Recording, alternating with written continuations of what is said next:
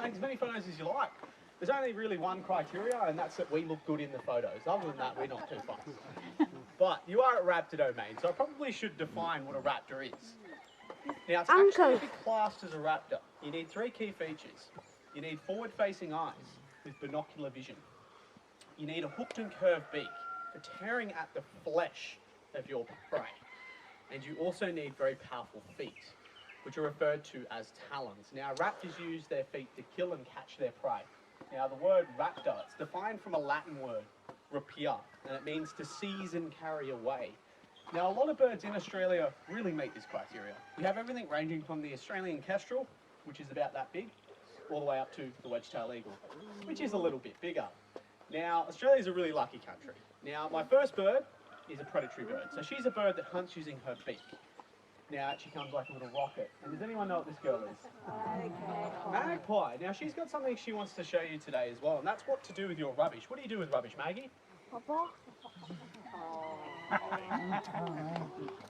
You put it in the bin.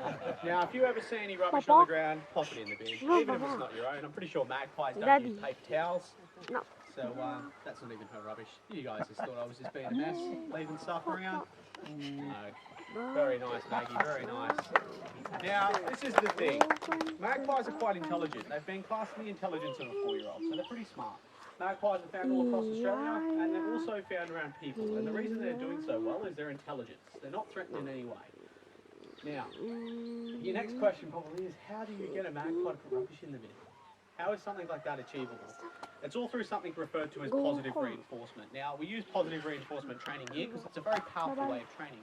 And it empowers that animal to do the behaviour. We're not forcing our animals to do anything. They choose to do it. That gives the power in the animal's hand. Now, you're probably wondering how positive reinforcement works. And now, there's 2 criteria to positive reinforcement. One, that animal needs to want something. For her, that's little mealworms, which is basically a little beetle grub. Now, I've been told they taste like peanut butter or walnuts. Would anyone like to eat one and confirm for me? No? Okay. She loves them all, though. Now, the next criteria, that animal needs to know what you want of it. So that's referred to as a bridge. Now, if anyone's ever done a bit of dog training, anyone got dogs here? Quite a few people? Yep. When you go, good dog. Same concept, that's a bridge. That lets that animal know it's done the right thing. Not that easy. What she tried to do there was steal it before I had a chance to wrap it back up. Now, hobby falcons, super intelligent. Their closest relative is actually parrots. Now, parrots are quite smart. Hobby falcons just as smart. So they really utilise that intelligence to outsmart their prey. So she'll use you guys, she'll use the trees, she'll use the sun, all these different things to try outsmart me. I'm not going to give it to you that easy. Alrighty, so we'll give it to her very shortly. I'll get one more pass out of her. No, we're not going into the crowd. If I was to give it to her now, she'd end up in your face, which isn't particularly nice. Oh, it's still alive, it's still alive. Come get it. So a lot of the time what these guys will actually do is just pop a foot out, tap that prey, and pretty much kill it instantaneously. Now the thing with that is, if they're moving really, really quickly and they hit that prey with that foot, that's enough to put it down almost instantaneously. Does anyone know what the fastest animal in the world is? The brown falcon. Yeah. Don't let the name fool you though. They're not all brown. They can come in greys, they can come in olive greens, all the way to pretty much jet black. Now, you will notice though that she's got these long chicken-like legs. It's because these guys are actually quite versatile. They'll hunt birds, they'll hunt insects, they'll hunt mice, rodents, all on the menu for these guys, even reptiles. Now, this lovely lady, her name is Edna. We're not too sure if Edna's a boy or girl yet, so if you get the name, kind of goes both ways. Yeah, so it's a bit of safety mechanism for us. Now, Edna's only been with us for a couple months now, so she's still learning.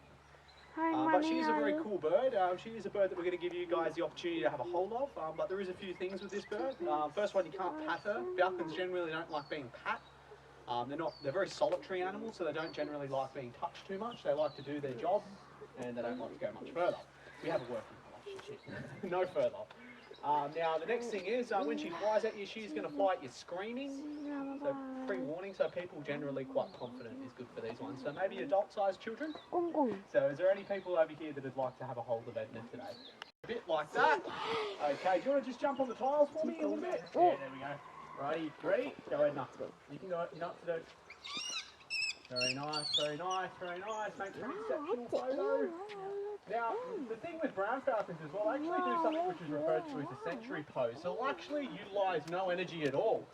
They'll sit there in a tree, basically go into a trance, which is what she's doing now. Over here, come on. Very good, very impressed. I thought you were going to move then. You're very confident. Very nice job. Make a Wagner out of you. Alrighty.